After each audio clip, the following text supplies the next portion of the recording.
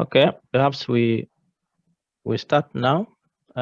So welcome everyone to the 5th edition of the Frontiers Science Seminar Series. My name is Bright Waro, and I am the convener of this forum. My co-convener is Eman Sob. Eman, can you say some words before I continue? Hello. Good evening, everyone. Welcome to Frontier Science Seminar Series. I am Iman Sob, Associate Professor of Chess Thesis at Al-Azhar University, Cairo, Egypt. We hope you will enjoy this fruitful discussion with Professor Samya. Okay, thank you very much, Eman. As you can see, and those who have been attending previous editions, we have captioned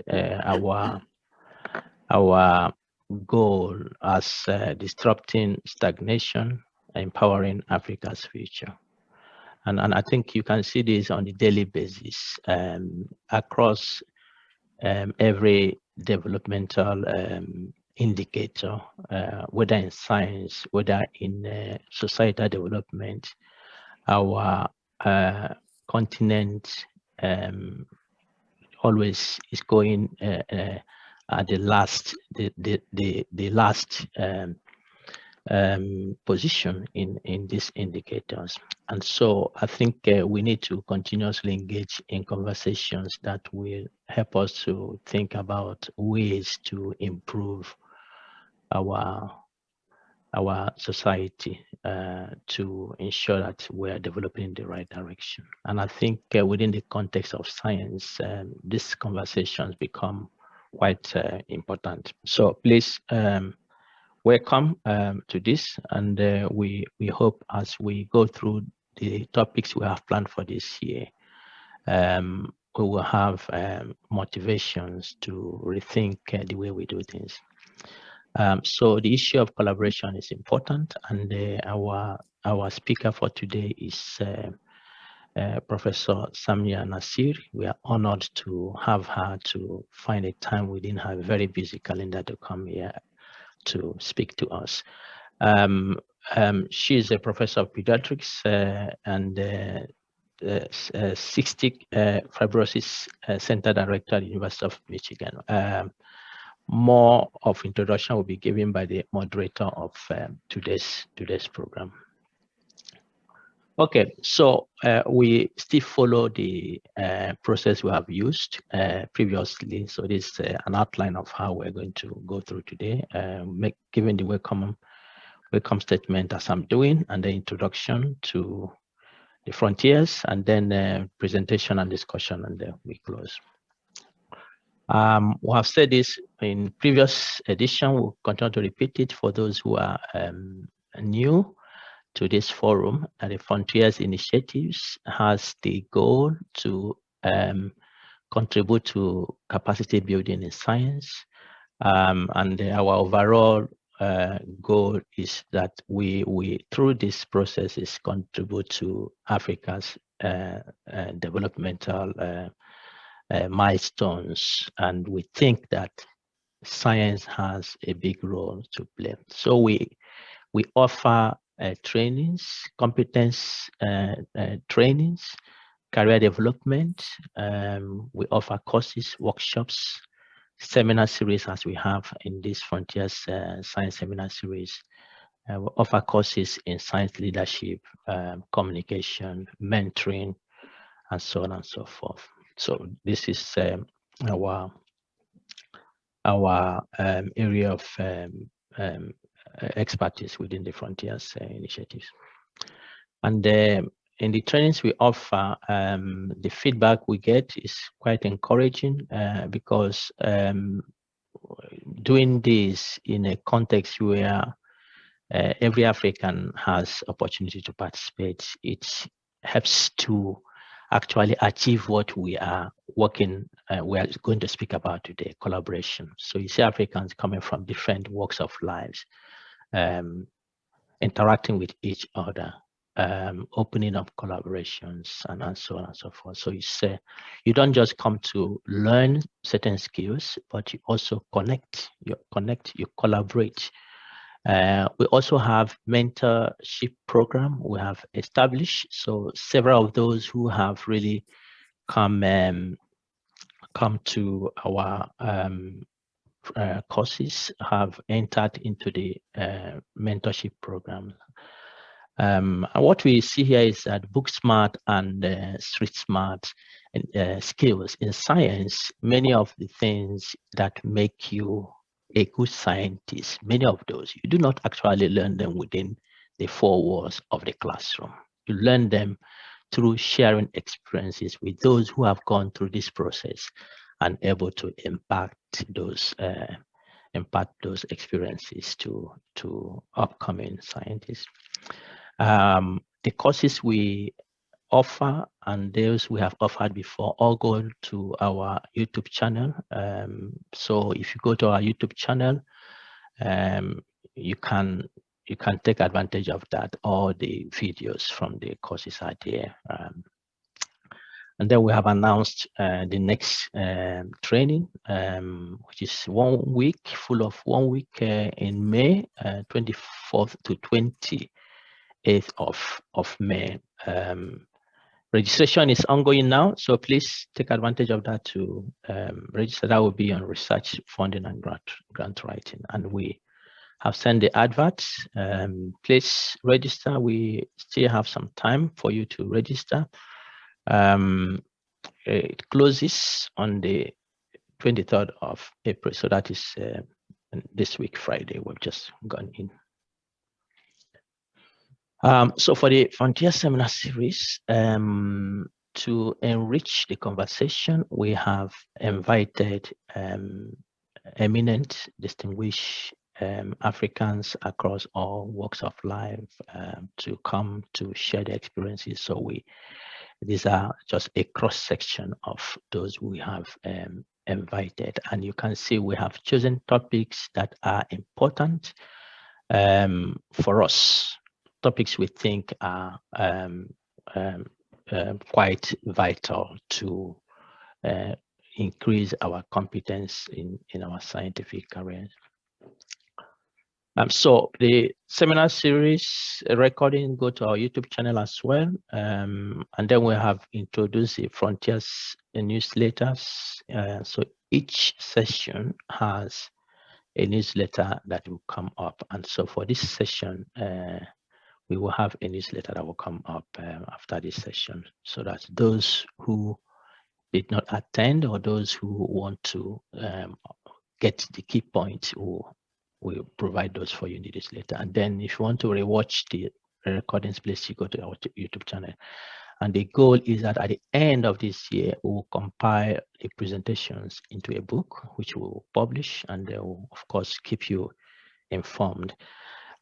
Each quarter, we have what we call My Career, My Story session. So at the last session of each quarter, which we had the last session for the first quarter of this year, we have an elongated session, 1 hour extra to what we have. And this is a forum where we invite distinguished Africans, mostly young and upcoming Africans who are doing excellently well in their career, to tell us their story. And the feedback we have got from the last one was quite inspiring, that people were motivated by the story they heard from the very distinguished 2 African women who spoke to us. Doctors Miriam Awit from Ethiopia and Dr. Dokas Obiriyeboa from Ghana. Please don't plan to miss the sessions we have ahead. For each session, we have separate registration. And once you enter like this, we meet everyone so that we are able to control the recording without interruption, background interruption. We promise 2 hours and then we try to keep to that.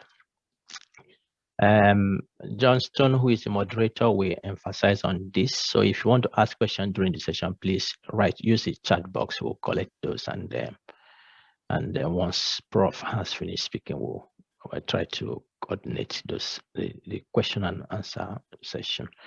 For each edition, we have also separate evaluation. So after this or during this, Emman will send out the evaluation form you fill in to let us know things we can improve for future sessions. Yeah, as I mentioned, the first 4 sessions and my career, my story sessions are already on our YouTube channel, and you can see that several of you are already visiting those sessions to see what is there. So please continue to do that. And then one thing is that don't fail to like it or subscribe to it, because once you do that and then a new video is posted, you will get information that is posted as you go and check it out. Okay, for today's moderation of the program, I have my colleague Johnston Kuya, who is from Kenya. His current position is that he is a senior policy advisor at the Dutch Embassy in Kenya. You can see his degree in public health. He's a doctor of public health. He has over 10 years experience in working in international development and strategic partnership around issues of global health policy, systems, and strengthening and monitoring, evaluation, and operational research. And he's doing this across different sectors. As you can see, government, non-governmental, private sector, as well as the academia. So he has versatile experiences in this issue of international development, strategic partnership.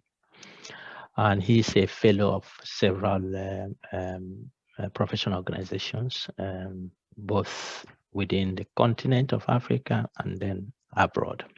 He has published in several platforms, and is also part of editorial boards of different journals. And so we are quite privileged to have Johnston moderating today's session. Okay, so Johnston, I hand over to you. Okay, thank you very much, Dr. Bright, for the introduction. Good morning, everyone. Good afternoon, good evening, depending on where you are joining. I think we are privileged to have you today. I know we still have a few people joining, but they will join us. So as Dr. Bright has said, the webinar is being hosted by Frontiers Initiatives. The convener is Dr. Bright, and we have Dr. Emman as the co-conveners. Today's webinar, we are going to focus on carving a fruitful collaboration. As you may have seen in the poster for the advert for this series. But before I introduce the speaker, I just want to re-emphasize on the housekeeping rules. Today's webinar is being recorded, as you've seen, so the links will be available on our YouTube channel. We welcome you again to visit or even share with your colleagues. We also invite you to give comments and questions. So please really make use of the chat box that is on your screen and ask as many questions as possible. We are going to collect them, and we will try to have our speaker or the conveners respond. You'll also be invited at some point to ask questions verbally, so be ready for that. If you think of a question for the speaker, just also post it out there and hold on until the speaker has finished giving her remarks, and then we can be able to respond to that. Lastly, remember the evaluation form, which we'll share at the end of the webinar. Take time to feel it as well. So today's speaker is Professor Samya Nasr. Is a professor of pediatric and cystic fibrosis. She's the center director at the University of Michigan Medicine. She's also the state Michigan cystic fibrosis NBS coordinator. She graduated from Ain Shams University in Cairo, Egypt, and completed her residency in pediatrics at Children's Hospital of Michigan, Detroit, Michigan, and also fellowship in pediatric pulmonology at the University of Michigan, and has been in practice for over 20 years. Her research interest is focused on cystic fibrosis, lung disease. She's been working closely with universities in Middle East and Egypt on clinical care and clinical research. She has published widely, I think over 8 publications, and she's been presenting her work nationally and internationally. So we are really privileged to have Professor Samya. So before we move to the topic and invite the speaker to give her remarks, I would like to give a highlights on a few points with regard to our topic of today. So basically, what is the significance of collaborations? Dr. Bride has alluded a bit on it, but what we know from my practice and from your practice, most of you, there is a lot of positive development happening in most parts of Africa, and we're experiencing a lot of growth. And I think this provides a very good window of opportunity for new strategic partnerships and even collaborations. And that's why through these initiatives, we are trying to stimulate and keep the conversation going. Most of you, as Africans, we know of our ambitious African Union Agenda 2063.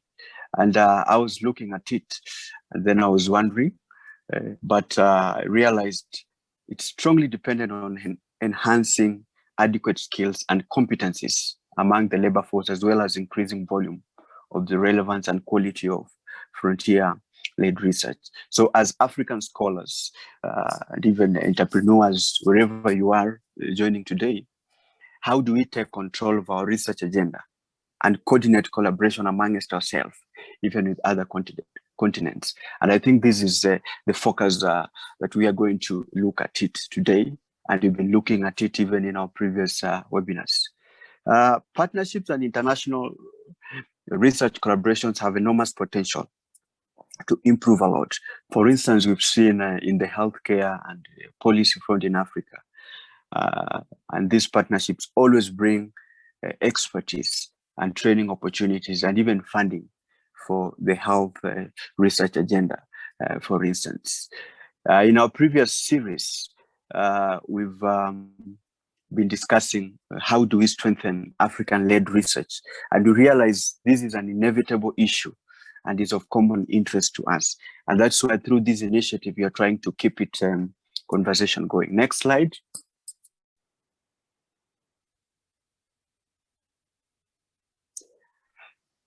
Next slides, please. Yes, thank you. You're there? Yeah. So I think all of you might have seen quite a number of initiatives, what I call the strategic initiatives emerging around the world. And these are aimed at strengthening collaboration, for instance, within the African universities and even independent scholars or think tanks that are there.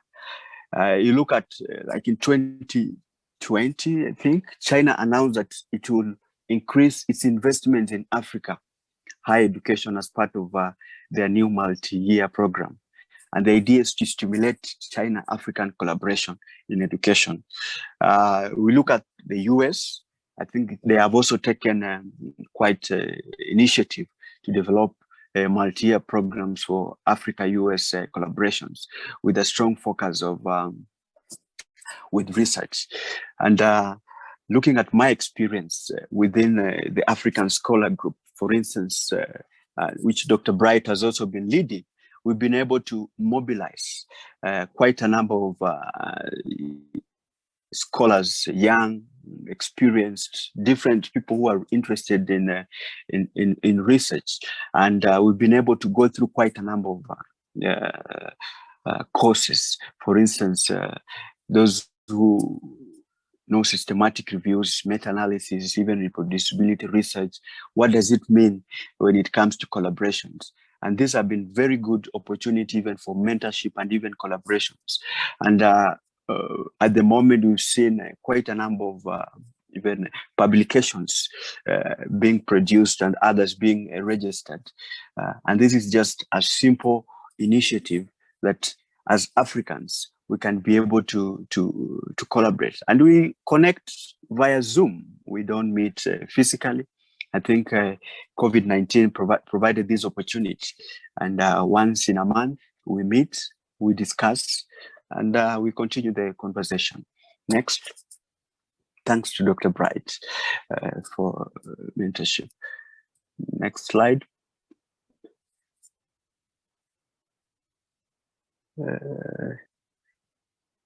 Yes. So, do we have too much collaboration or little collaboration? We will get to know today as we discuss the topic. But what we've seen in recent studies is that, and all of you are aware that Africa heavily depends on international scientific collaborations, which may be shifting to research individualism and even affecting continent research evolution and priorities. And for those who follow global health discussion, there's been an interesting paper which has been circulated around, I think, research in malaria. And it's very interesting. Maybe we can discuss later on. But what two colleagues suggest is that Africa science and development might be better served by creation of regional research, innovation and system instead of collaborative research driven by foreign funding. This is a challenge, yes, but we really have to come up as Africans, as African governments to be able to do something. And the argument is that small research communities and activities on the continent will not be able to resolve current scientific challenges. The paper was talking about malaria, but we know we have a HIV/AIDS pandemic, which has been there. If regional capacity is not able to produce a scientific or technological solution, overemphasis on a particular discipline will not be fruitful, as the two authors argue. And we've seen COVID-19. And I'm posing a question here. Could COVID-19 change the power dynamics between Africa and foreign institutions when it comes to research collaboration? We don't know. Maybe yes. I think last week also there's been a lot of discussions within the African Union, African CDC. We saw quite a number of heads of state talking about their initiatives. And the pandemic has really compelled us, I think, as Africans, to be able to come up with African solutions for Africa and to ensure that we don't miss on the opportunity to be part of important discoveries like vaccines and drug treatments. There is a slide before you, and you look at it, I think it's published in 2018 there. You can see between 2005 and 2015, the kind of collaborations between Africa and the rest of the world. We had national collaboration. And, on the lower charts, you can be able to see no collaboration and collaboration between African countries. So African countries are not really collaborating. And this is the opportunity that is there, even with this COVID-19 pandemic. We need to collaborate more. And today we will be getting insights from Professor Samya. Last slide, please.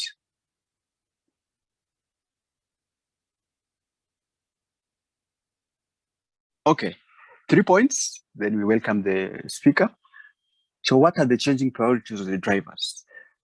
African collaboration is not driven by local researchers searching for collaborators beyond a relative small national or regional pool, but the availability of resources and interests outside the continent. And you've seen this is what has been happening. In other words, international imperatives, and often this favor group rather than individual research. The African Union is developing a new strategy for jointly addressing our global challenges.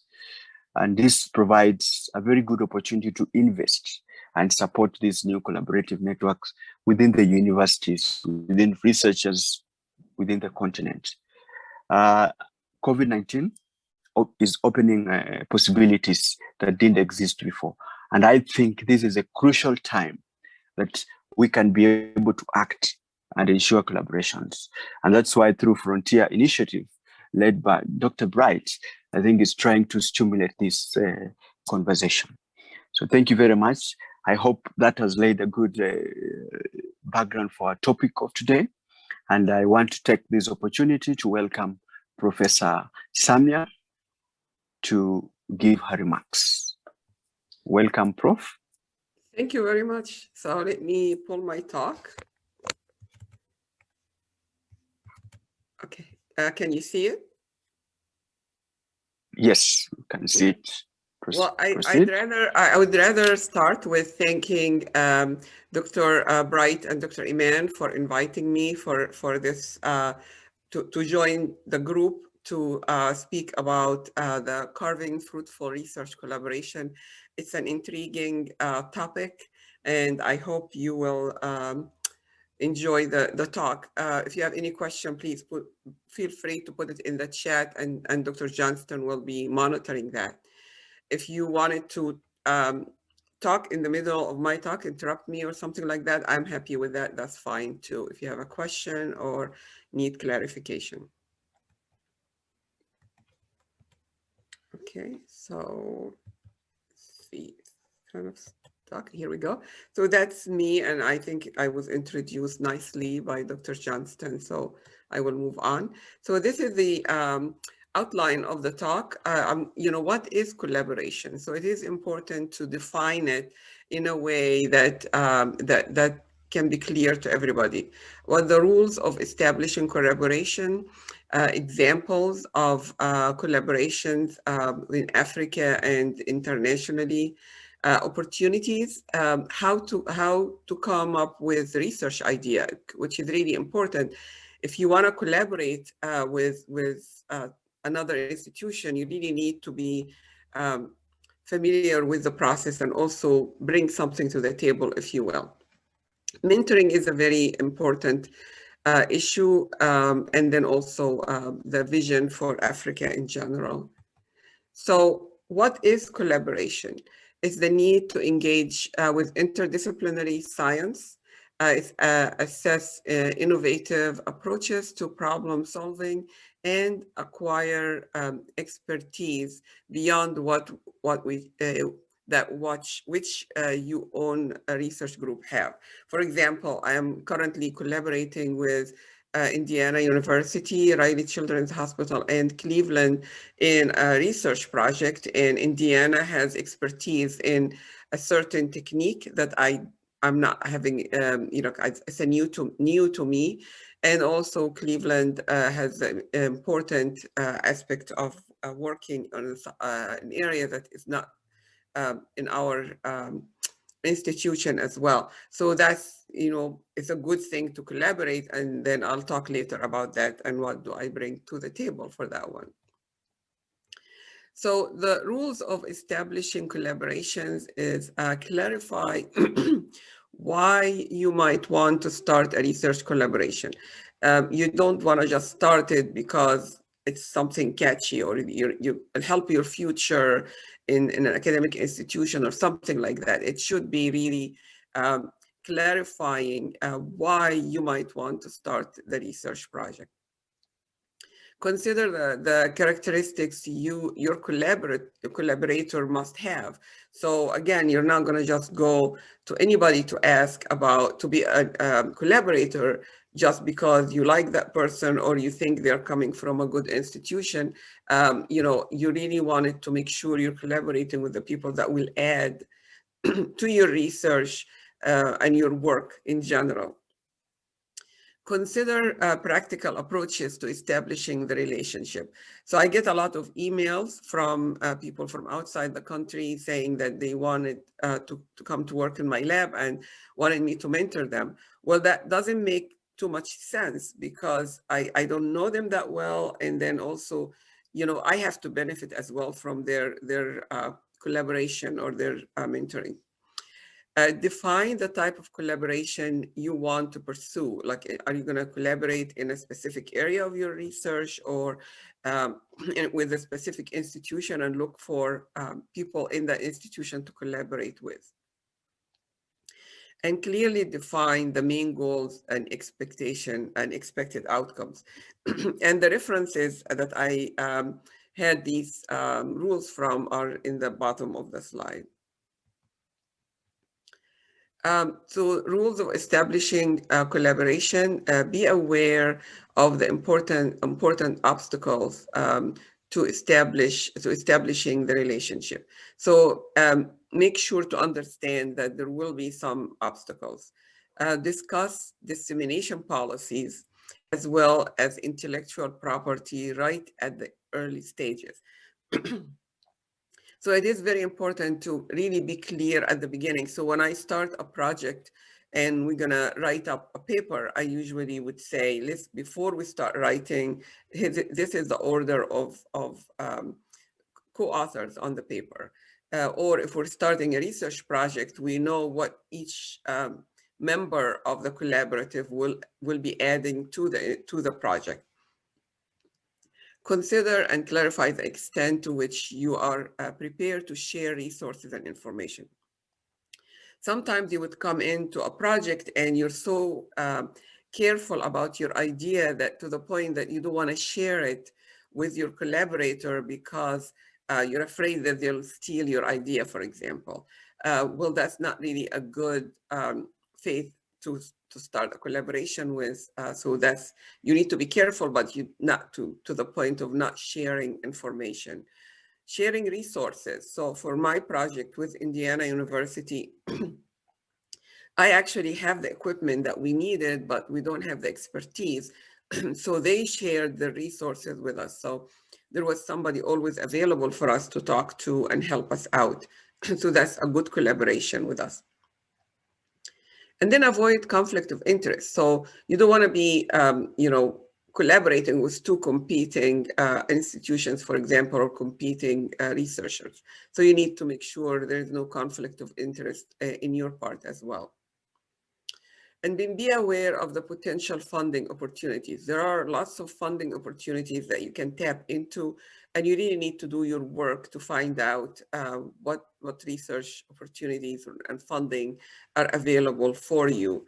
And like mentioned before, between the US and China, they're very interested in developing you know, work with African scientists. So that's important part to check into.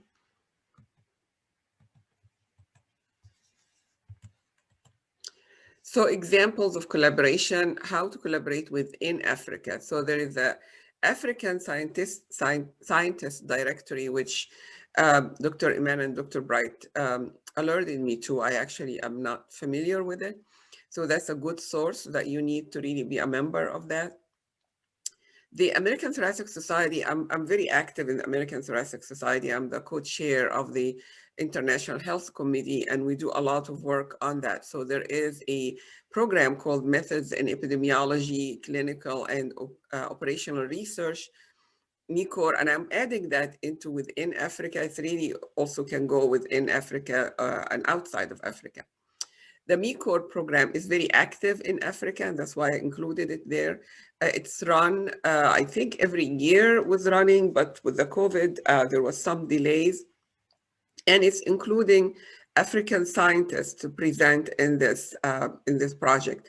It's mainly training junior faculty on how to do epidemiological research and clinical as well.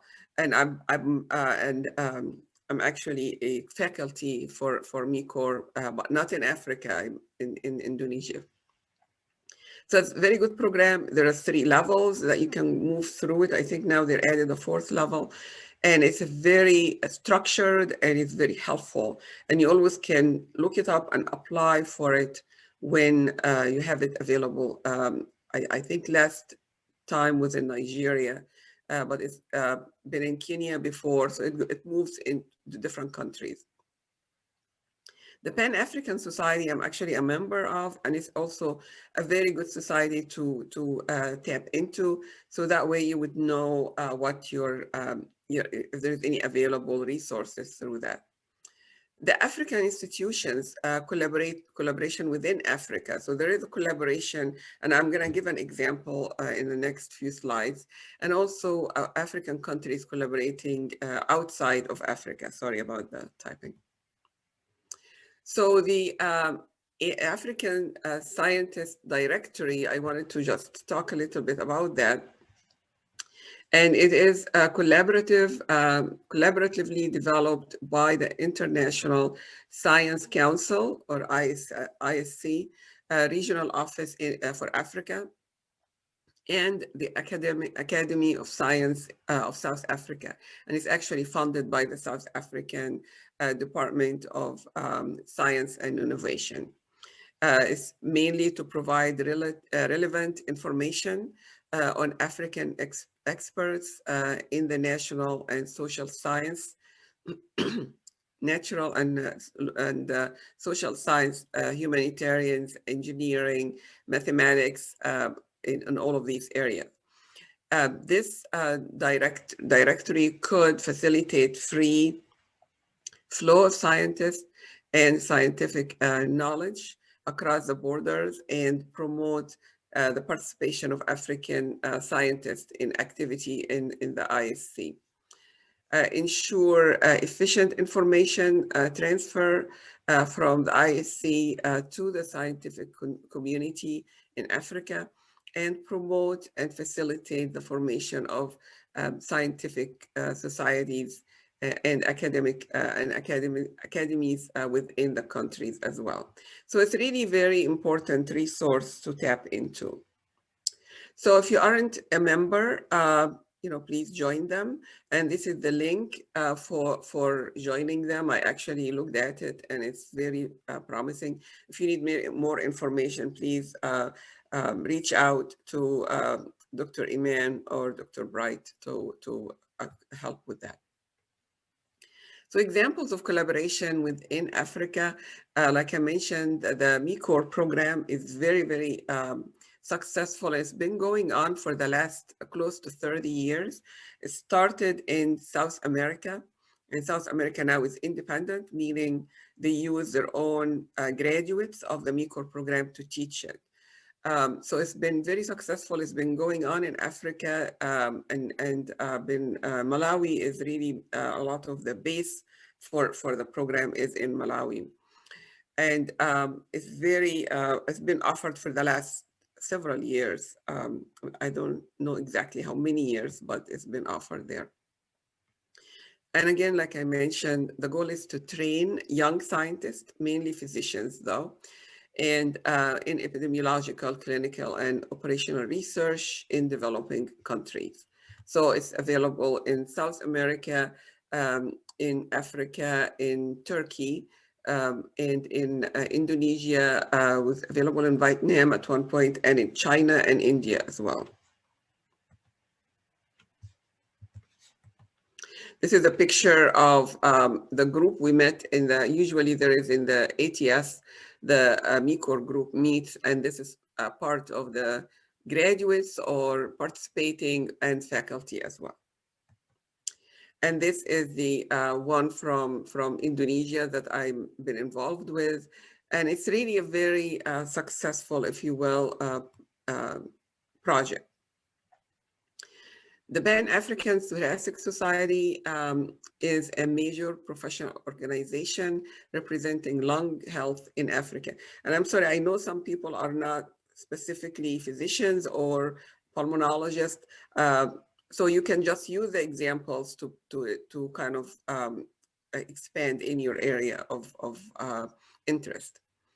PATS, or the Pan-African Thoracic Society, is a respiratory society made of healthcare professionals from across the continent and beyond, and it's formed in 2003. And they have over 1,000 members from 65 countries. And like I mentioned earlier, I am a member of the Pan-African, or the PATS Society. So another example is African institutions collaborating within Africa. So I was in St. Paul Hospital in Addis Ababa a couple of years ago before the COVID start. And I was going through a part of the hospital and found out that there was a collaboration between Cairo University and St. Paul Hospital in liver disease, which is was very nice to see. And I actually took a picture of it because I was so proud. So there are lots of collaboration between different institutions in Africa itself that you can tap into and can look. I'm sure a lot of them are available on the websites that you can investigate. African countries collaborating with each other within Africa is really very important because each country has different resources and different strengths. So that's really very important to collaborate. And I know South Africa is very involved in a lot of the collaboration with other countries in the region. Examples from outside of the Africa, the American Thoracic Society has something called Travel Award for junior faculty, and I'm part of the selector for these awards. And I can tell you this year we had a couple of, there was 13 or 15 abstracts that we did in a session for the American Thoracic Society, and there were two from Africa, one from South Africa and one from, I think, from Nigeria. And this award is really important, and I've been actually advocating every time I go to Egypt and Ethiopia that faculty the junior faculty do not go to to the American Thoracic Society enough. Usually the senior people go.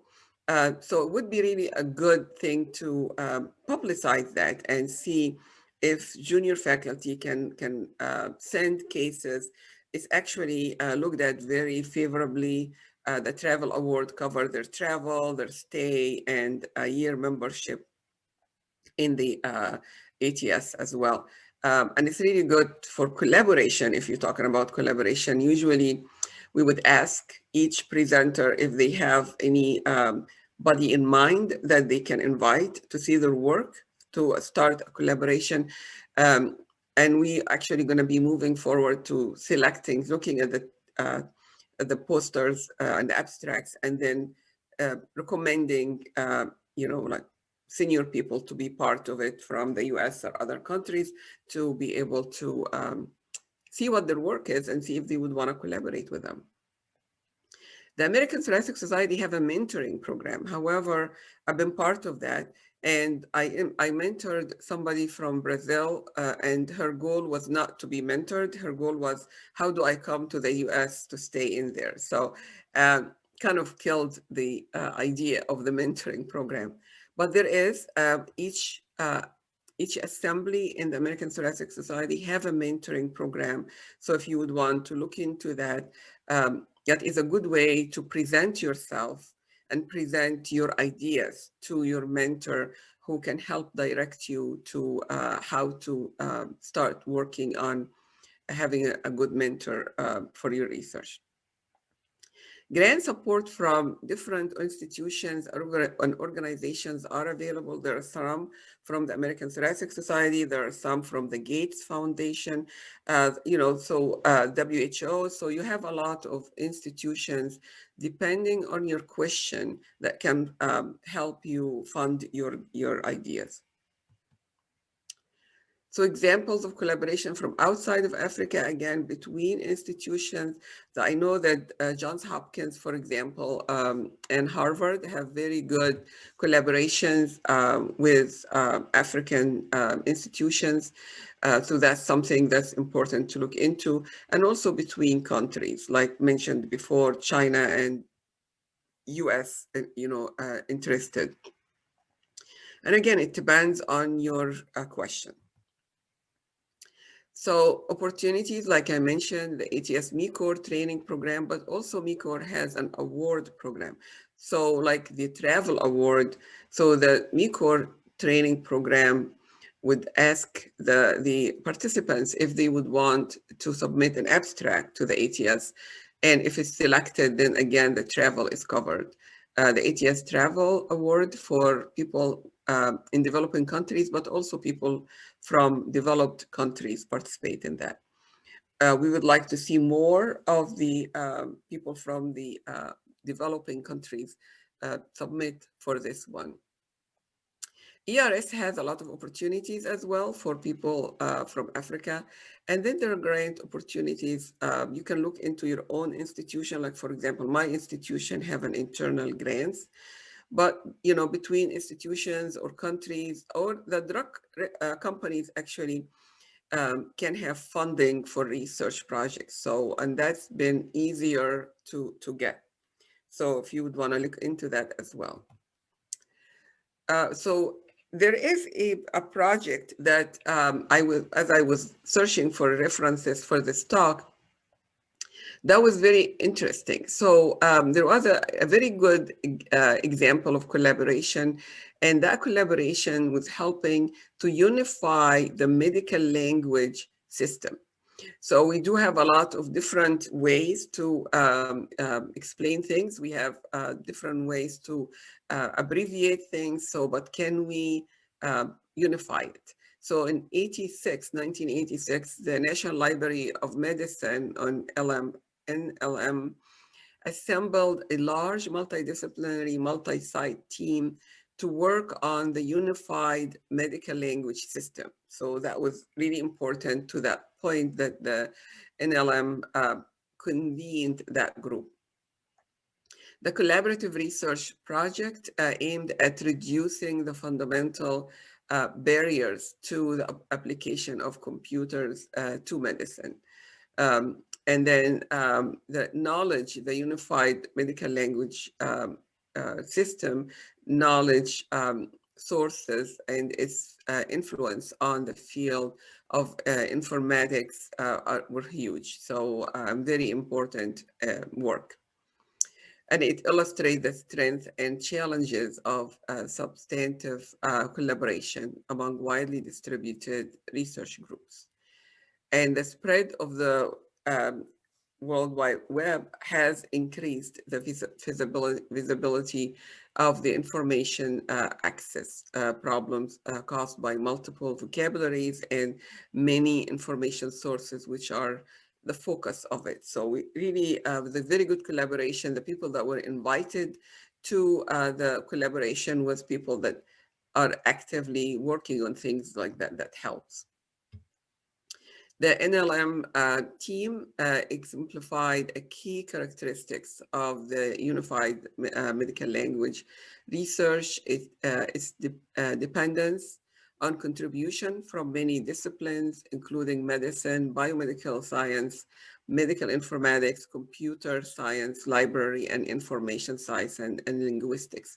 So it's really important. So when you start doing your research and publish it, then you will be known for certain areas that people can tap into you when they have an opportunity.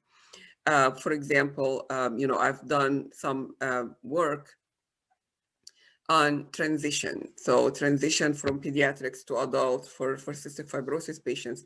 And at that time, not too many people have this work done. So I was one of the first ones that elaborated on it, because we have a transition program that started way before I started there. So because I was the first one to publish in the area, I became an expert in the field, which is kind of was interesting. I was very junior at the time. So whatever area you choose, just make sure that your niche is going to be known at that time. And the team members of the Unified Medical Language brought complementary and synergistic views to the complex issue under discussion. And that's, like I mentioned, with my collaboration with Indiana University and Cleveland. Each of us are bringing a different expertise to complement each other. So what's the basis for successful collaboration? So the committee needed operational guidelines from the very beginning, so that way, not in the middle of the way, people would have problems. The nurture bi-directional communication. So it's very important for people to communicate with each other openly about the project.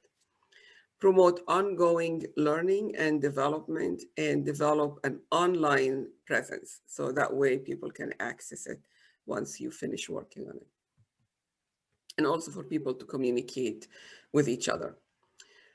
So for successful collaboration, again, so identify the need. So see what in Africa, there is a lot of ideas that you actually can tap into and unique to Africa. So you can actually identify the need in your community or in your country, assemble a diverse and dynamic group, develop a collaborative mission, build a strong foundation. So that way, not halfway through it, you realize that you haven't really done your homework in getting the people that need to be included. You can add people as you go if you need more expertise for something, but it's good to have a strong start.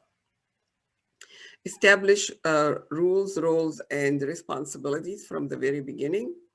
Members must function as an active and engaged part of the committee. Not each one is taking their own things and running with it. So it has to be within the committee working together. And members recognize the committee is about the mission, not the individual. So when I join a committee, I'm not just focusing on what I'm getting from it and it's all me and how I can get more benefit from it or have more publications from it. It really is important to work as a team, which is very, very important. So there is an important message, and that is don't get discouraged by negative response. So if you start to ask for collaboration and you have a great idea and you send it to somebody to collaborate with you and the response will be no, don't get discouraged. I mean, this is really the theme I work with through all my life, is that what's the worst will happen is I'm gonna get a no for something. So it's really important to be, if somebody giving you negative feedback, that doesn't mean it's not gonna be somebody else that likes it. I can give an example of one of my publications. I submitted to a journal and the response from the reviewers was horrible. I mean, I got so much negative thing and it was rejected, but they sent me the response.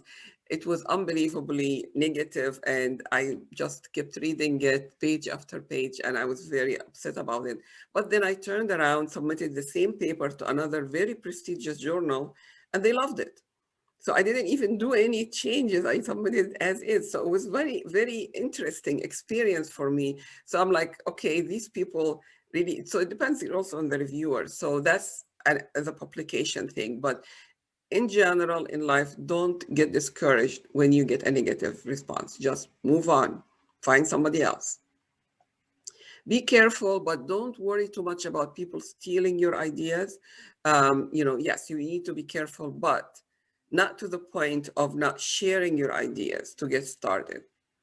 And think of a unique idea. You really need, I mean, even within what you have, if it's been researched, you can always look at what's written or what's known about something and then try to come up with a different angle from it. And I'll get into that in a little bit. So selecting a research question, which is really, really important. So there is no shortage of questions that we can research. The challenge is to find an important one that can be transformed into a feasible and valid study plan. And I'll give an example. When I was a fellow, so I really didn't know much about clinical research, and I was just starting. I went to a new institution. So I moved institutions during my fellowship. And I went there and I realized that there was some aspect of CF care is not done. So they weren't giving specific vitamins to CF patients, which my other institution we were doing, around the country that a lot of people were doing. So I started a research project looking at people that are not on vitamins, and I put half of them on vitamins and started my first research project. And it actually was wonderful. And I got a lot of, good feedback, and people actually came to me to collaborate with me, senior people, to help me out, which was very unique, is that I started not having a good mentor because I just didn't know people in the institution. And then as I presented my work, then a senior professor that is very familiar with the aspect came to me and he said, "Oh, I heard about your project. I'll be happy to help you." So that can happen too, that people come to you as a junior person to ask to work with you, which is good. No, don't get too worried or scared about that. So the origin of a research question, okay, could be for an established or experienced investigators isn't easy. I mean, for me, I really have a lot of ideas. I mean, when I get a junior faculty joining me or fellow that wanted to do a research project, I can easily come with an idea because I've been around, I know what's there, and there are things that I'm interested in that they can start working on. What if you are a new investigator and isn't really having a prior experience to fall back on? So very simple. So you can actually look at your patients. Like I mentioned, I looked at my CF patients and decided, wait a minute, they're not on vitamins. They should be on vitamins. But instead of just putting them on vitamins, I was a fellow and I didn't want to really step on my senior professor. So I made it as a research project. So that was from my patients. From your teaching experience, you're teaching a course to younger faculty or junior faculty, and then they keep asking you a question. And when they ask the question, maybe that would be a basis for a research project. Attending conferences. I do go mainly to the American Thoracic Society and the Cystic Fibrosis Foundation. I go to the European, the ERS, I went there a few times, and the European Cystic Fibrosis Conference. And then I also go to the Egyptian Pediatric Pulmonology Congress, which is amazing as well. And all of these, you're interacting with people, you're talking to people. That might bring an idea to you of, needed project to do. From reading in the literature or even the newspaper. I mean, you read in the newspaper something and it's like, wait a minute, I need to investigate that. From talking to colleagues, sometimes, there was one time I needed to come up with a research project and I was stuck. So I brought in our nurses. She's nurse coordinator, a lot of experience. And between me and the junior faculty and her, I said, okay, can you help us out? What idea do you have? And she actually came up with a very good idea. So you don't have to really be like, know it all. You can ask people around. You can get input to help you out. And from your hospital or institution, from the city, the county, the country, the region, come up with an, look around and keep in mind anytime, anybody talks to me, I'm thinking of research project. So that's really important to help with that. Now, if you don't know how to do a research project, you can have the idea and talk to somebody that knows and then get that done. And from new technologies, I mean, there are lots of work with the smartphones that, I wrote something about that as well. And people are using it to check for, adherence, for example, or check for patients' education. So that's also another thing that you can look into. So any research question has to have these components. It's called the finer criteria, and it's really, very important to remember that. So it should be feasible. So if you want to do, a project and you're going to need 2,000 patients for it, that's kind of not feasible, and it's going to cost a lot of money unless it's a retrospective study. But prospectively, that would be prohibitive. Interesting. It should be interesting to you to, eventually any research project you're going to submit it for publication. So it should be interesting to the general people in your field. It should be novel. So you don't bring in something that's done already and do it again. Ethical, of course, and relevant. And I'm going to go over each one of these in the next few. So for the feasibility, so you have adequate number of study, you have adequate number for study participants. So it should be available. Also, even if your study say, I need 20 patients, and the 20 patients in a remote area, and you're not going to find them. So it depends also in where you are. An example is the study that I'm doing with the Indiana University and Cleveland, is that we needed 20 patients each site to have 20 patients participating in a specific age group, the 6 to 11-year-old.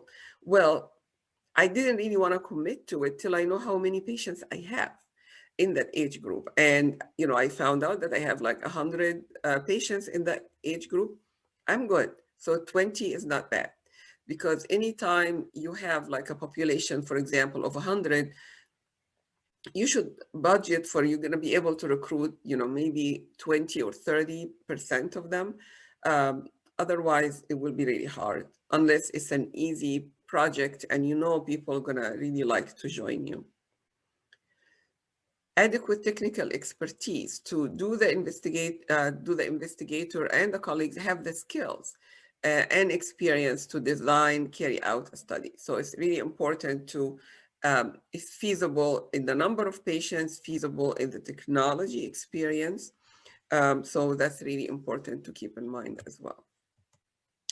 And is it affordable in time and cost? I was in one of my MECOR classes in Indonesia. There was usually at the end of the course, they come up with a research plan. And one of them was prohibitive. I mean, it's a great project, but the amount of money that will be spent in doing the study and the time was unrealistic. So that is very much ground for saying, forget it, you're not going to have funding for that.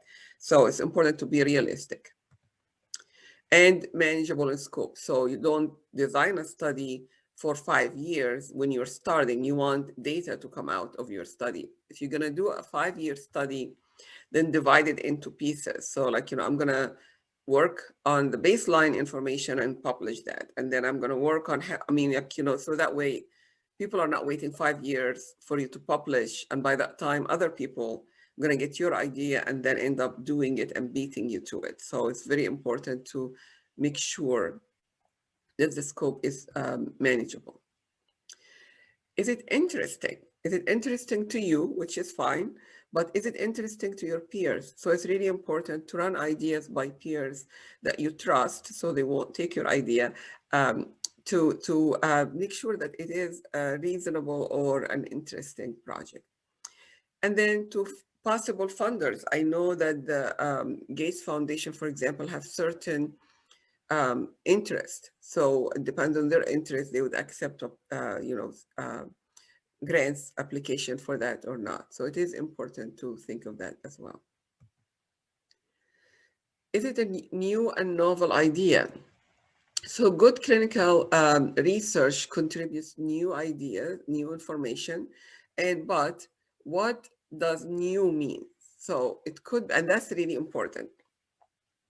Yeah, do you do findings of a published study apply to your setting and population? So if there is something written, guidelines for certain disease, but in your community there is no way you can do that because the population is different, the resources are different, then you can repeat the study using your basic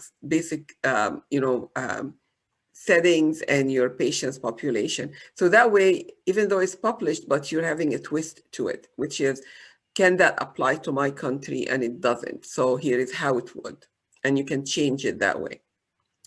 Can new technology be used in your setting to look at same question? What if cell phones were used to assess adherence or to administer a questionnaire?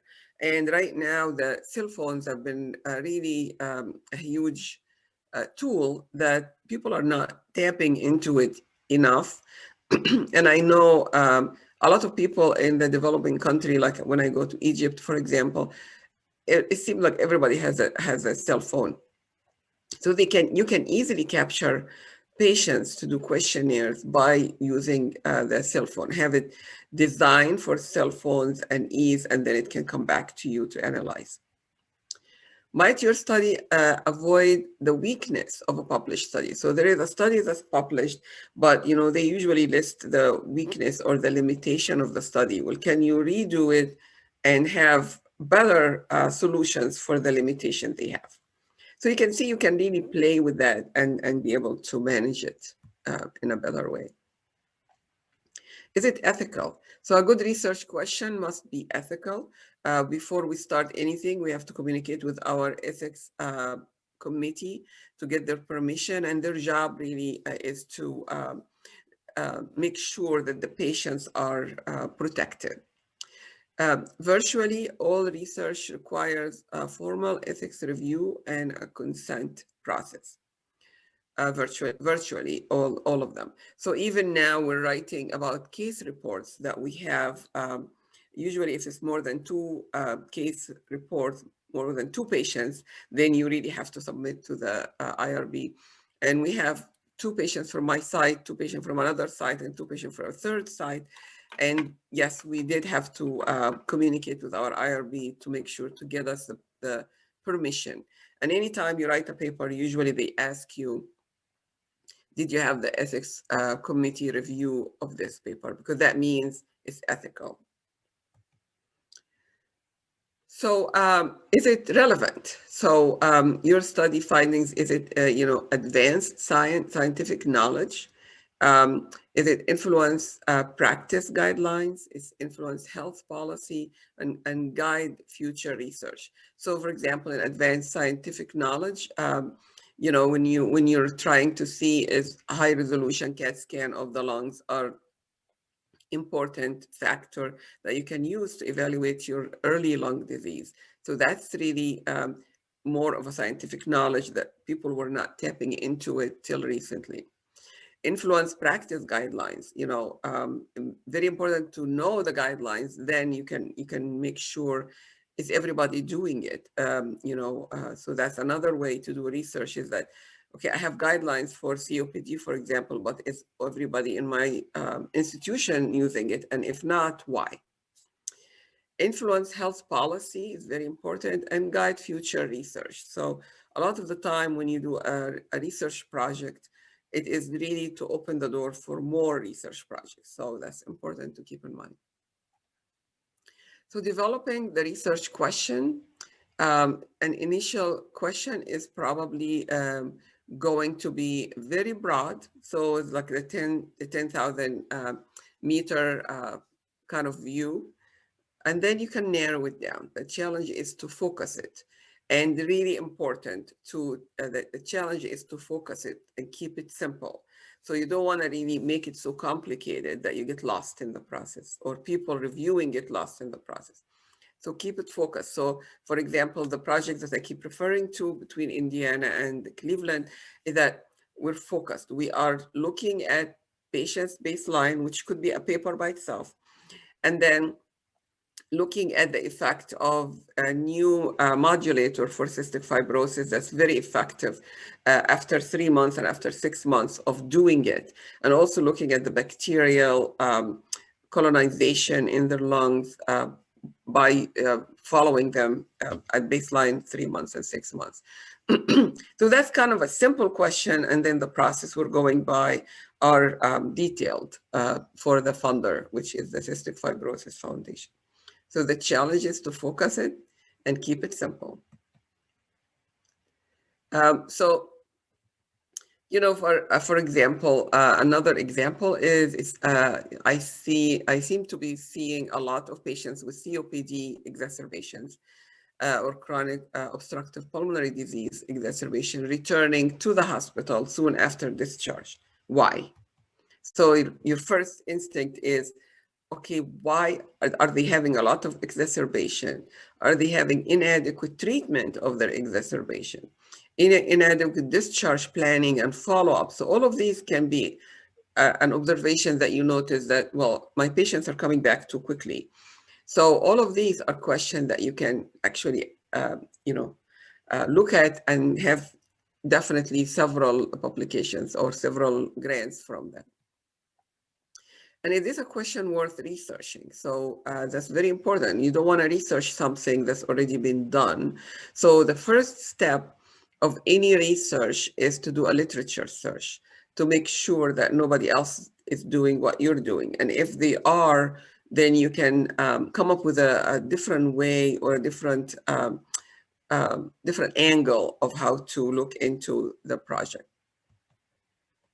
And always remember, for any project, feasible, interesting, novel, ethical, and relevant. So the finer criteria is a must to remember all the time. So how can I turn this clinical observation of the COPD patient coming in too quickly to a research question? So the first question is, why are people with COPD exacerbation often returning to the hospital soon after discharge? That's a good question. That's a research question. Then you can say, is there something wrong with our management of COPD exacerbation? So that's a research question that you're coming up with here. Ways to look at this question is describe, and each problem, you can actually have several different ways of looking at it. Describe the management of COPD exacerbation in your hospital. And you can use case series to do that. And that will be the basis, because a lot of the time when you're doing a grant application, they wanted preliminary data. So that could be your preliminary data. So, and you have a publication as well from it. Do a case control study of those who return soon after discharge. So look at people that return soon after discharge and people that don't, and see what the difference between the two populations. Maybe they're smokers. Maybe there's something in their household, or maybe we're not just doing a good job in treating them.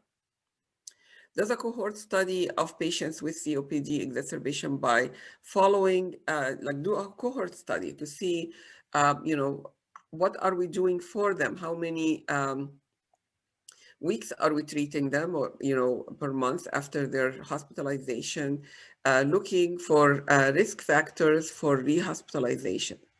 And ask if clinicians in your hospital follow COPD guidelines. And that in itself can be a research project, which is do the physicians and the caregivers in the hospital follow the COPD guidelines. And that could be done simply by having questionnaires sent and make it anonymous, so that way nobody would be upset that you're targeting them or something like that. So, and then just collect research, questionnaires from them, and that can help you start the project. In addition to having the case series, in addition to having the case control, so you can see that one question that you notice that your patient coming back to the hospital too soon after a COPD exacerbation creates so many different ways that you can search it. Do clinician in your hospital follow COPD guidelines? If okay, now what? How do I do this? Define exactly what you want to know. So, okay, we all follow the guidelines. Okay, maybe we need to do more. Maybe we need to look at our patient population and then come up with different way to treat them or add to the guidelines. And that would be your guidelines for your hospital. Do you want to know if they know about the existence of the guidelines? Do you know that, okay, so yes, I know there is guideline for COPD, but okay, have you known the contents? You can actually do a questionnaire to quiz them on their knowledge of the guidelines. Do the guidelines, you know, change behavior? Maybe you can look and then, okay, they are not following the guidelines exactly. So can we follow the guidelines and then see the change behavior can be another project. So this area can be, you can have 10 different ways of looking at it. The process of selecting a research question. So from the clinical observation or other resources, identify a question that is puzzling you, and preferably that has public health importance, which is really important. Try to focus the question and keep it simple, very important. Does it meet the finer criteria? And does it have a testable hypothesis, meaning that you can test it? It's not something that you're making it so narrow that you cannot really come up with something for it. So how to select the continuation of that? So never stop asking questions from your clinical experience, from what's going on in your hospital, city, or country, from talks, conferences, discussions. So maybe today's talk will stimulate you to come up with a research idea in your area. From what you read in, again, the medical, but also lay literature can actually help you as well. And pay practical attention to questions of public health and clinical importance, because that will get you your project to be a lot more relevant, and you can get funding easier that way. Okay. So how to find a mentor? That's really a very tricky question, if you will. So it's not by just sending an email to people that you don't know and just, you know, like we have some people emailing millions of us in the US to say, I want to come work in your lab for free and for you to be my mentor. Well, there's nothing free. I mean, if you're coming to work in my lab, I'm going to train you. That's cost. And that's really, are you, you're like, you're going to come up with a project that's reasonable and that's helpful to us. So you can do the networking through sorry. So I usually go to the ATS since I was a fellow, and that helped me quite a bit network with others. I come up with an idea, like I'm at a poster, mine usually, and then people coming in to talk to me. And a lot of the time, the senior people coming talking to you can actually give you ideas of how to proceed with the project. And sometimes that's a good way to have, you know, like a mentor, like, okay, I'm really interested in what you're saying. Can we work together?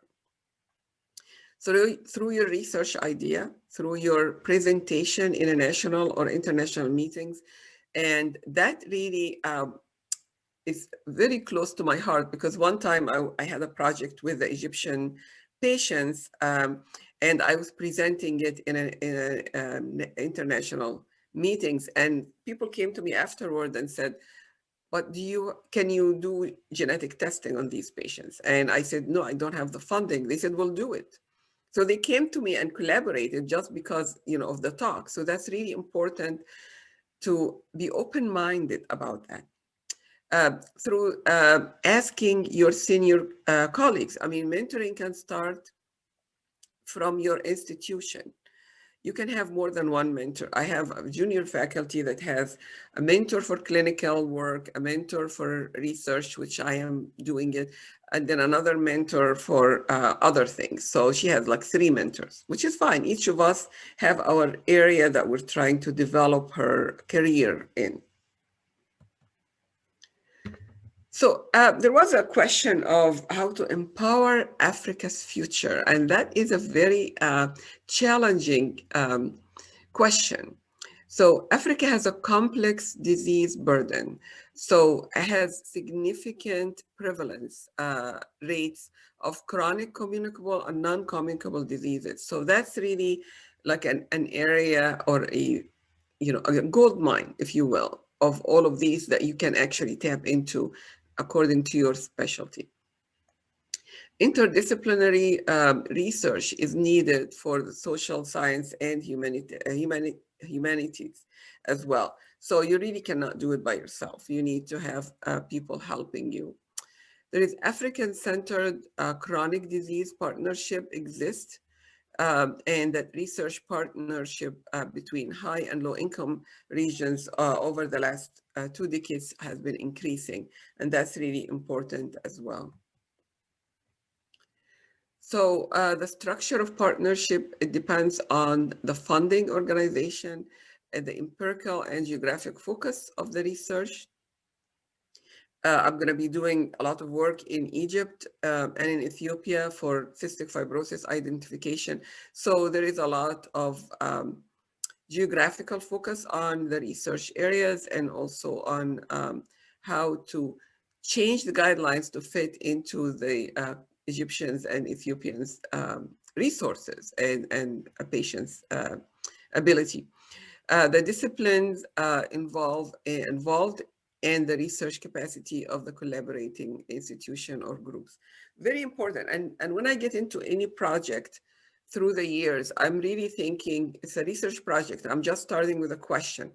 But in my mind, I am really thinking long-term, how is that going to be published? So that's really important. That's how my brain works, if you will. Because at the end of the day, what I usually tell junior faculty is, whatever you're doing is great, but if nobody knows about it, then it's not good. So you really need to get your stuff out there so people can share your experience, can learn from your experience. You cannot do a project and just sit on it and not getting it out there. The research partnership is important. There might be difficulties of sustaining and scaling up short-term achievement because of complex micropolitics or macropolitics, as mentioned here. There are 11 criteria for developing successful communities of research excellence. So decide on the objectives together. Build up mutual trust. So you really have to trust the people you're working with, or otherwise it would be really useless. Share information, develop a network, share responsibility, create transparencies between the participants. Monitor and evaluate collaboration as you're going. So if you think that things are not going well, you don't have to keep going with it. So you have to look halfway and see where you are with that. Disseminate the results, apply the results to your population, and then share profit equitably, meaning, and profits are not really mainly financial. It's in my field, it's mainly the publications and the important work that we all do. And increase research capacity and build on achievement. So it's really important as you're doing your work to be transparent, to work with others, but also evaluate what you're doing to make sure that you're successful in what you're doing, or if there's other people need to join or things like that. This is kind of a diagram that I really liked in one of the papers that is showing you that grant stage. So you can have a short-term just partnership to start as an idea. Then you can get to transactional stage, which is longer. And then really the goal is to get an integrative stage, which is a longer period that you can elaborate and work with others on. So hope for future Africa is, it's really important for capacity building. So, it's really important to train people, to get people to know how to come up with ideas for research and make themselves attractive enough for people to collaborate with them. More scientists involved in research in Africa is really important. More scientists outside of Africa collaborating with African scientists is important. For people like me and Dr. Bright that are outside of Africa, it's really important. We have to really work with the African scientists to help them out. And I really appreciate the pioneer processes. More institutions collaboration globally is important, and more countries collaboration as well with the African countries. And like I said, Africa has very much, resources that and ideas that you can make a lot of projects from. More appreciation of collaboration with African scientists is important, and that will happen when the African scientists start working locally and on their ideas, and then having something to offer. I mean, you're going to somebody to work with you, you have to have some idea of what you're offering as well. And then African scientists achieve success in Africa is really important. And if they leave Africa, bring expertise and collaboration to the African scientists. And this is really the talk. I'm finishing up here. And then the question is, how do you see yourself in the next 5 years or 10 years? So I'll open it up for discussion now. And if everybody have any ideas or questions, I'll be happy to answer it. Thank you very much.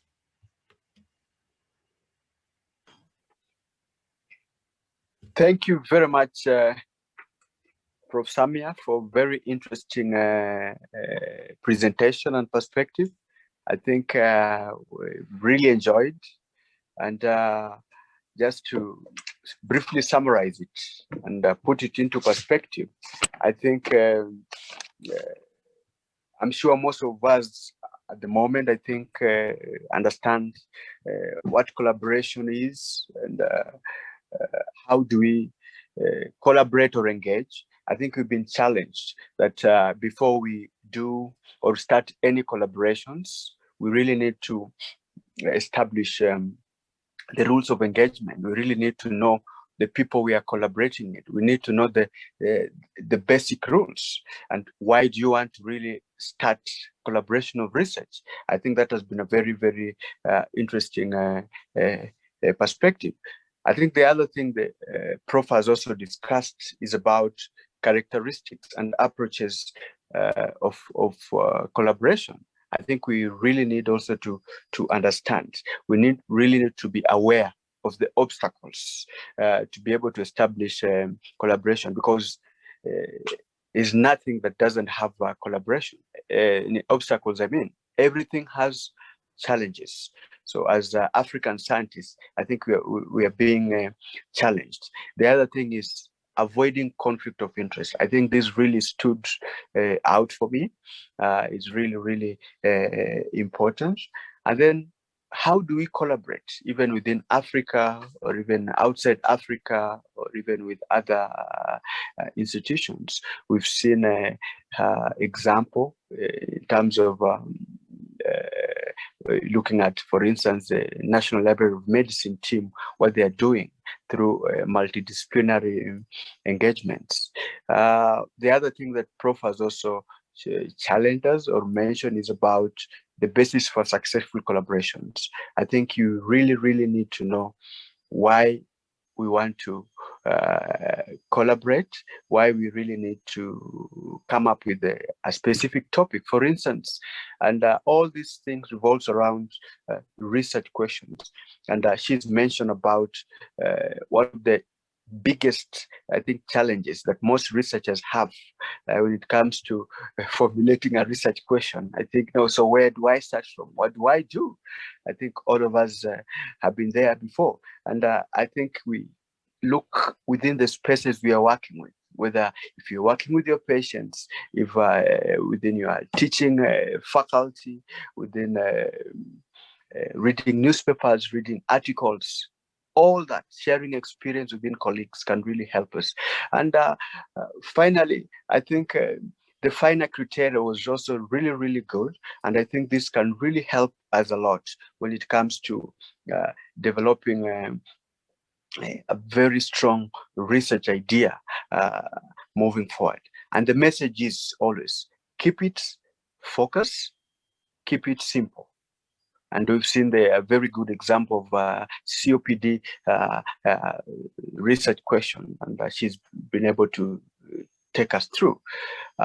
Obviously, it's always a long process, but another word of wisdom that stood out is don't get discouraged by the negative response. I think we know all process of collaborations or even publishing or even doing something, it's never easy. Never get discouraged. The other thing which I think is also important, just to summarize what Prof has talked, is also about mentorship.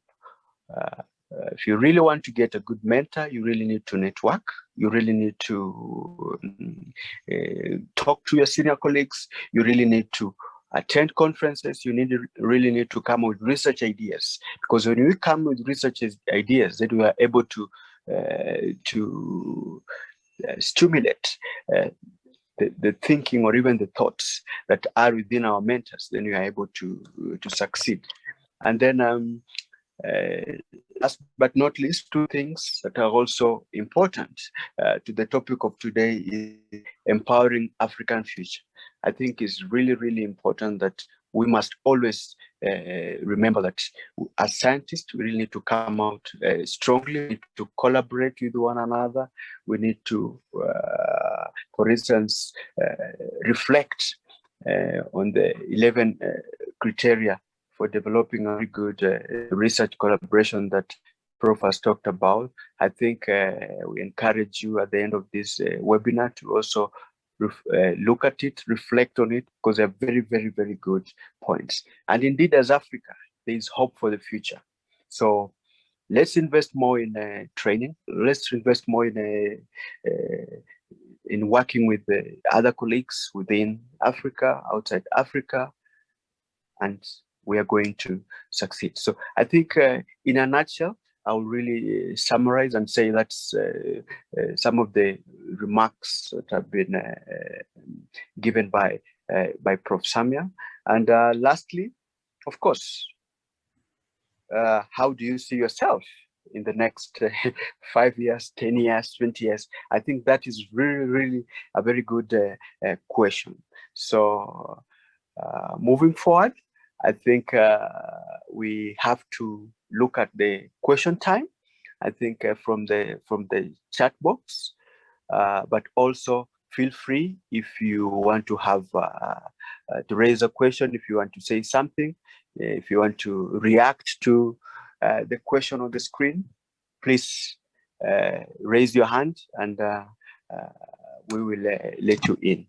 So thank you very much. Yes, I see a hand from Debota. Over to you. Thank you very much. Thank you very much for the excellent presentation. Mine is just a simple question. Authorship most times is usually a problem or a challenge during research collaboration when you want to write an article or the report. So how do you solve the problem of authorship? Arrangement of the names, who is first author, second author, for instance, if they are 10, they are 5 in the collaboration. What is the solution to authorship problems? Thank you. That's really, really important question, and Iman knows. I presented with her through the Egyptian Pediatric Pulmonary Congress on that. So in the U.S. is different than, for example, in Egypt. In the U.S., whoever, so I usually have the junior person being the first author, or the person that will do a lot of the writing. And then it depends on who are contributing, because right now, if you submit to any journal, you have to say the role of everybody, what they did in the project. So usually I start with, like, we just finished the paper for our fellow with the first author, because we worked on the idea together. They did most of the work, so they are the first author. they wrote the paper, and then we all contributing to editing it. Usually the senior author in the US is simple. It's like, you know, the person that have the more senior, like in my institution, usually the senior author in my group is going to be me, because I'm actually coming up with the idea for them, and we're working together, and I am, you know, helping with the training and all of that stuff. So I usually am the senior author, in a lot of the cases, of course. And then, or if the paper is going to be done by me and I'm going to be the one writing it, so the person that write the paper should be the first author, really. And then you can, but the major point that you have to remember is at the very beginning, you have to list who going to be the first author, who's going to be, I mean, we're doing a project right now for collaborating with other institutions on writing a paper. And we didn't start yet. It's due end of the year, so nothing really happened. But I had a meeting with everybody, you know, last week, saying, okay, you know, who's going to be first author, who's going to be second, who's going to be third, with 4 people, and who's going to be fourth. So I said, I'm going to be the senior because I am the most senior in the group. And then the fellow person, or he's actually finishing his fellowship, he's going to be, he didn't know, but we told him, you need to be the first author because that's good for your future. And then the other 2 will be there. So very important at the beginning to establish. Now, in some institutions, some countries, the head of the department, it doesn't matter if they did work or not, or if they know what you guys are doing, they really wanted their name to be there. And sometimes it's the first name. So that's unfortunate, but this is really what is not only in the US, but in the European countries, in most developed countries, that's what we do. Yes, thank you very much, Prof. I think that's a very interesting question that always revolves around most of the researchers. We have a question on the screen, Prof. So one of the participants is asking, what are some of the potential drawbacks of academic research partnerships? How might we address this? Right. So really, somebody taking your ideas and running with it. So that is a drawback, and it depends. That's why you really need to establish the rule of engagement at the very beginning. And also you need to trust the people you're working with. If you don't know them, they really might do that. And, you know, and that would be hard. So I really, it's important to establish the rules at the very beginning. So that way you have some control over your collaboration. Yeah. Thank you very much, Prof. Next question is one of the participants is saying, I think it's important to know the main reasons behind the lack of collaborations between African institutions, whether funding or increased confidence in an African or other reasons. So this is a very interesting question. Your take, Prof? It is a very interesting question. And I think lack of trust is really have a lot to do with that. For people to trust each other, to work together is really important. And people are afraid of stealing their ideas. So I really think, I mean, like I work a lot with South Africa in a lot of the communities, and they have a very good structure. So you really need to trust who you're working with, either through their reputation or their the people that they work with. So you need to do your homework and finding out who are you collaborating with in Africa to be able to do a successful work. But yeah, I noted that too. I noted that there is not a lot of collaboration between African institutions, which is unfortunate. Yeah, it is unfortunate, and more often is always, I think, competition. I think we are always competing for various reasons. Yeah, yeah. Do you have any other question from the group, or anyone willing to say something or ask? Please raise your hand up, and then I will give you a chance. Or anyone who wants to give a comment? Hello? Yes. Yes, proceed. Hello, please. Yes. I'm speaking from Lagos, Nigeria. Okay. Yes. Yes, proceed. My interest in medical research is primarily because of my son, who is on the autistic spectrum disorder. Mhm. Did you get that? Yes. Yes. You know, so I was just wondering, you know, unfortunately I joined today's session quite late.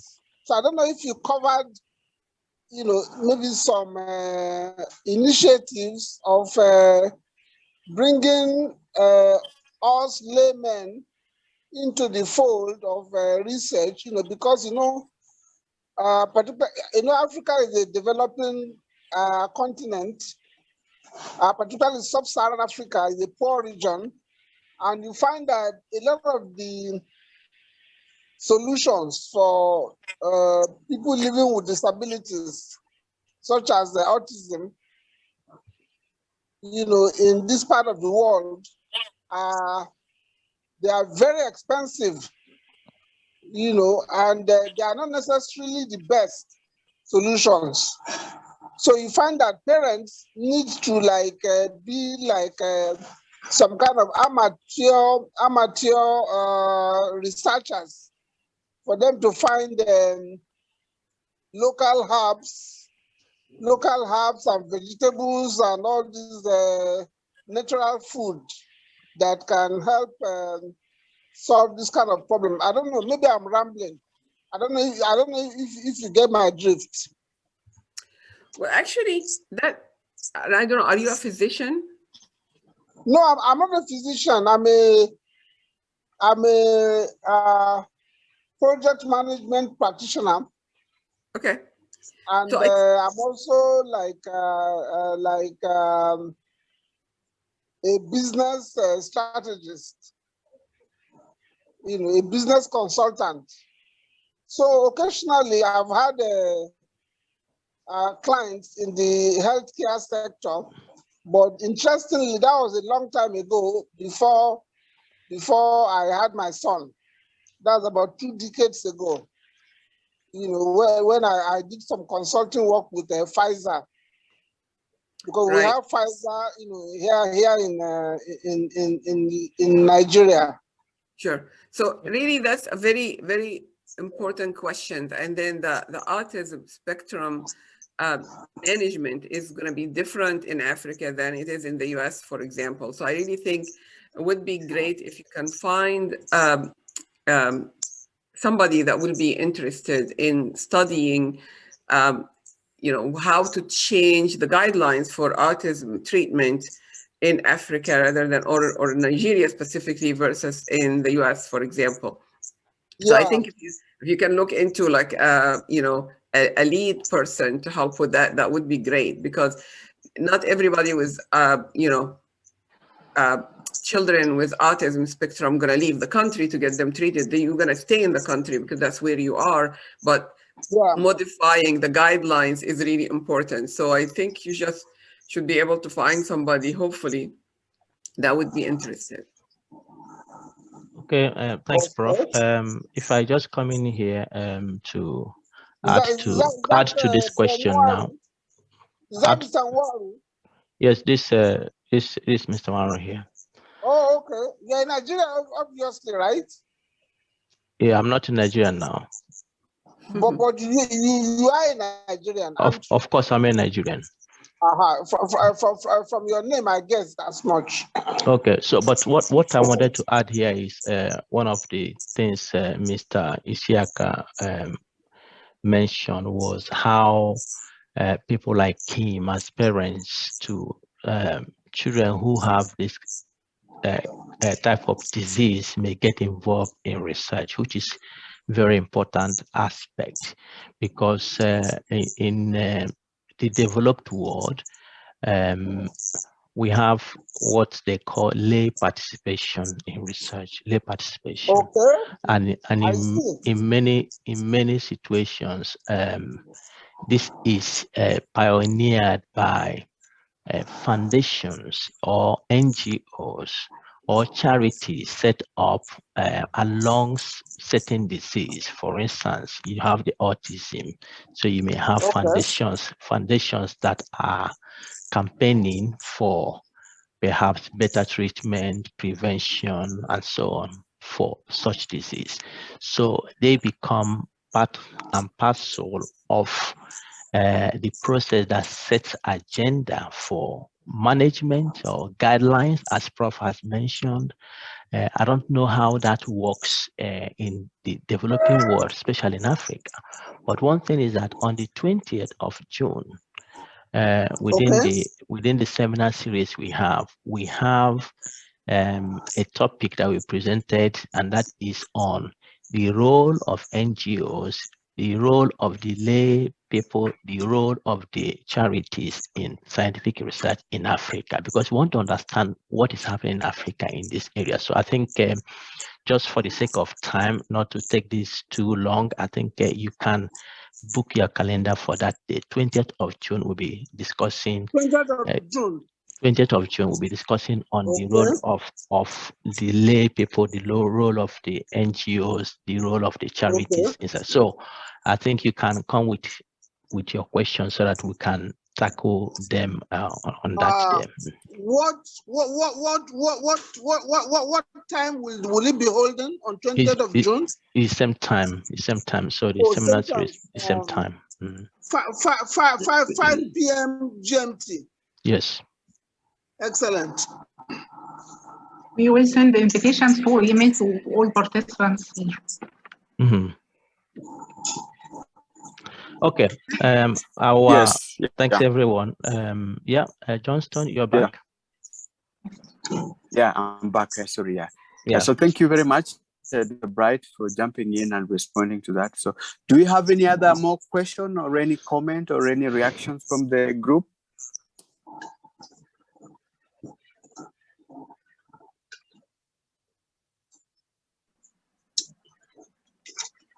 Can I have comments? There is a hand raised, Dabota. Yes. Yes.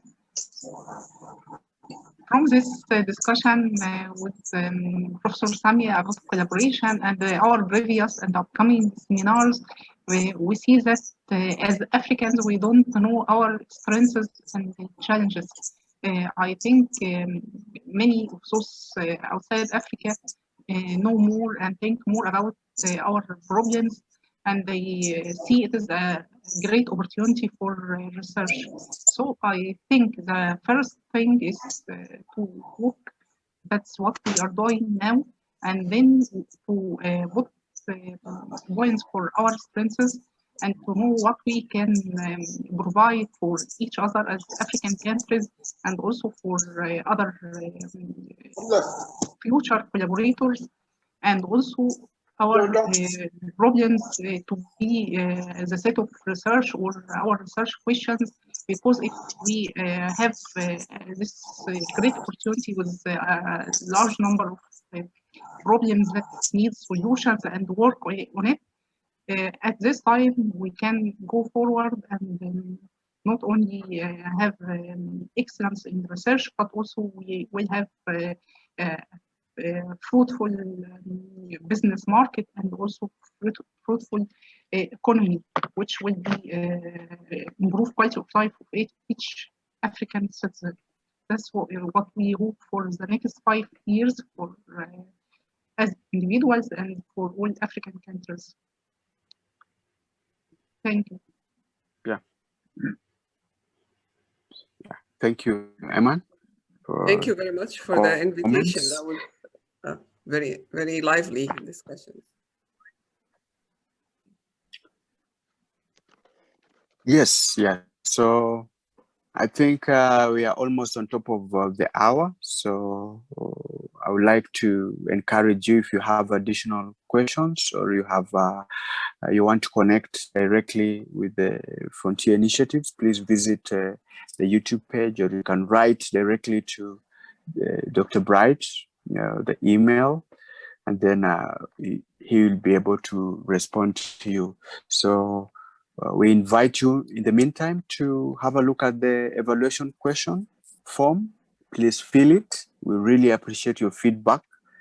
Because it really keeps us going and learning and also trying to understand what our participants want. So at this point, I think I want to invite Dr. Bright, who is the main convener, just to also say something, but also thank our guest speaker for her insights of today. We do have a question on the chat box about the name of the YouTube channel, so please I will take respond that. to that, but it's in the chat. Eman has posted that on the chat box, so please check that out. The website is there, and then I take this opportunity to thank Professor Samya Nasr again for this opportunity you have given us and the elaborate presentation you have made. I think you have really outlined some of the things that we have to look at individually as scientists. As well, you also touch on the things we have to look at collaboratively and as institutions, as well as national bodies in terms of thinking about collaboration. And it's very important emphasizing the point that without collaboration, our scientific endeavors will not go as far as we go. But the issue of collaboration is not so trivial. So then you have outlined some of the things we need to consider. I think it was quite very important, the point you mentioned that idea is the bedrock, is the foundation. If you have the right idea, then you attract collaboration. If you don't have the right idea, then the collaboration may not be fruitful. So we are thankful to you, and I hope we'll hear more of you in the future. But for today, I think it has been quite an excellent and engaging conversation. So thank you very much. And then for every one of us who has come today, we are also grateful for you spending your time. It's Sunday and people will be busy trying to get ready for tomorrow. But you've spent the time to come here, and we hope that you have gained one thing at least to help you to think and rethink of how you have been going about your collaboration in your scientific research. So the recording from here will be posted on our YouTube channel in course of this week. We are getting into, and then Eman has also put a link on the chat box. Please, we want you to evaluate this session. As I mentioned at the beginning, we evaluate every session so that we can see areas we can improve. So please check the link and then provide your evaluation for that. And I've also put the link for the registration of the course we're organizing in May 24th to 28th of May. Is a full week of lectures on research funding and grant writing. So please take that opportunity. It is all free of charge, and it also enhances what we have discussed today. It allows us as Africans to network and collaborate across board and across countries. So please do register. We have space for 50 Africans to attend this course next month. And so finally, I will say that for next topic we have, which is a follow-up of what we have actually talked about today. We're talking about mentoring. Many of us are lecturers, many of us are professors, many of us are mentoring junior ones, supervising and doing all kinds of mentoring. How do you do it? What is the art of mentoring as a scientist and as a researcher? So that will be our next edition of the seminar series, which will come on the 16th of May. As you might have known, we do this every 3 weeks, but we couldn't put this topic the next week because the speaker was not available on that. So this will be 4 weeks from today. Please don't miss it. The speaker will be Mr. Daniel Kamanga. Many of you may know him. He's a leadership trainer And he is the founder and CEO of the Africa Leadership Transformation Foundation, which is based in South Africa. So please bring your friends, and I will send out the advert in due course, and so that you can register for it. So I will stop sharing, and as our custom is, I would like everyone, if you want to show your video so that Emma can take a picture of those who are available, that would be great. If you want to show your video live, please, before we end this session. Emma, it's over to you. I am ready. Yeah. Please open your camera and choose if you want to share your photo. Yeah.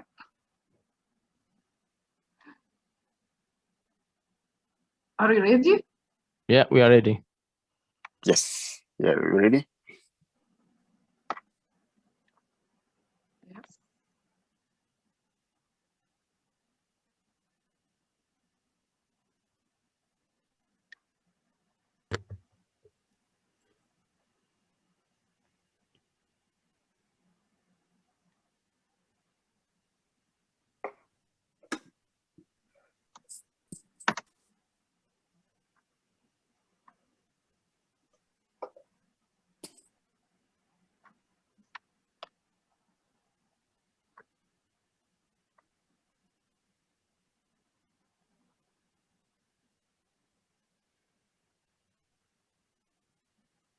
You done?